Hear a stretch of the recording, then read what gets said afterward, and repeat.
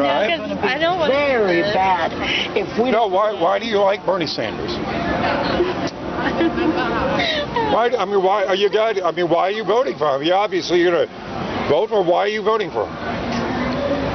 Because I agree with this policy. I don't want to sound stupid and be And what like policies? this. What policy? Okay. I mean, I agree with a lot of things he does. He wants to audit the Fed. I'd like Who to are see. you voting for?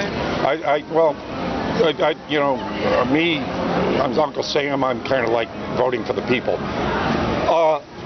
I mean, he wants to audit the Fed, which is a good thing, right? He wants to get rid of NAFTA and the TPP, which is a good thing, right? Very good thing.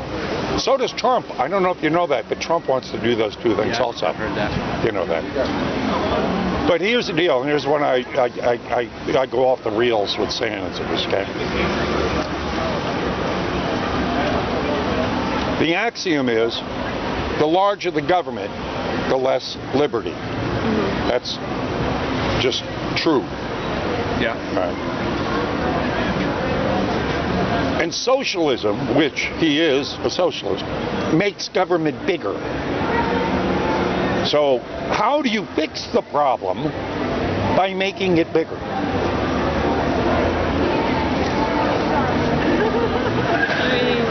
Well, what's the problem? Big government. We just qualified that the larger the government, the less liberty.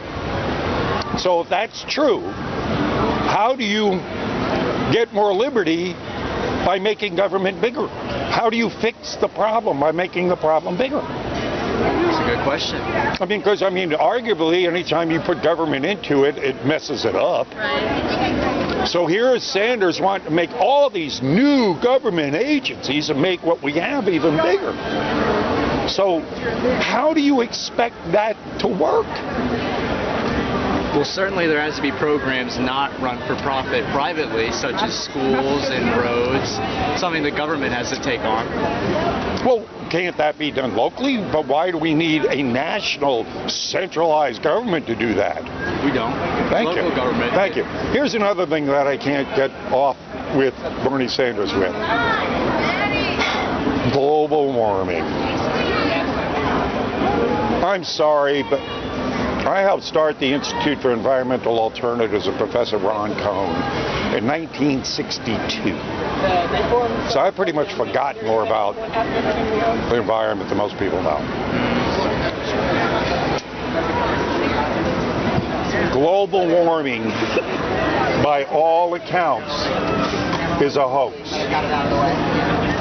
Now, why would they push something like that on us? To tax us. Bingo! And it also makes us something that can be taxed because we breathe out CO2. But of course, plants breathe it in, Right. which negates what we breathe out. But then they can tax the things that we do because we're making CO2. But I always like asking people that believe in global warming this question. How much of the atmosphere makes up CO2? I've even asked climatologists to tell. Oh, yeah? Oh, wonderful. Yeah, is that it? Is that the extent of your intellectual prowess? Yeah, thank you. Isn't that great? So, She got you there, man. oh, yeah, I know. Stumped now. Good stuff, isn't it? And that's pretty much the thank you. You see, at least you are kind enough to listen and to talk.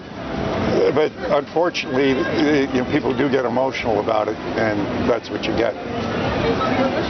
But the atmosphere makes CO2.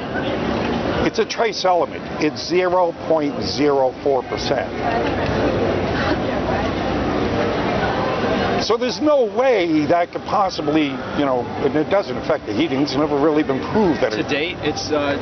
Oh, it's always the highest it's ever been. They've ever measured it. It was during the Jurassic period. It was 0.06%. And that's when plants are flourishing because they love carbon dioxide. Let me show you a little clip on global warming here. scratch you my. filming Can I ask you about this first? What is this about? Oh, this? This end time? The 2016 presidential No, this is election about if the, America does not act now. The objective This is about Obama not leaving office. Oh, the last one was some end timer talking about Obama never leaving. Yeah. It's a long time between now and 2016, Yeah, this is and anything can happen. Yeah. I had 4 campaigns to run.